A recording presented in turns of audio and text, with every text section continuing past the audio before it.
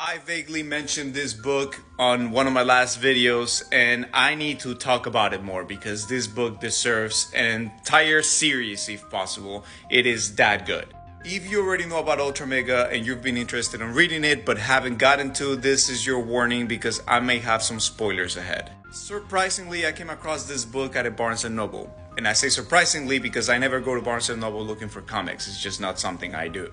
While browsing, I came across this book. I opened it up and the art just really grabbed me. I found it really cool. It kind of reminded me of the Max. I talked to a few friends about this already. Not everyone agrees with me, but James Harren's style in here, it just gives me Sam Keith's vibe. I don't know. It could just be me, but that's the vibes that I get. But aside from the art style, the story is just so good, and let's dive into it a little bit. Within the first couple of pages, you get a very good insight into what drives the different roles within the book. The kaiju, the humans, and the UltraMega. A few humans learn that there are kaiju coming to the planet, and they get a choice to accept the power of the UltraMega to stop the kaiju. But immediately after, we learn something very important that I think is a huge insight to the social commentary that's within these pages.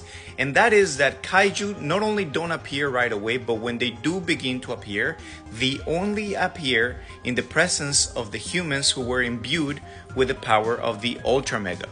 From the beginning, I found this very insightful because it told me something. It told me that there is some sort of symbiotic relationship between the UltraMega and the kaiju.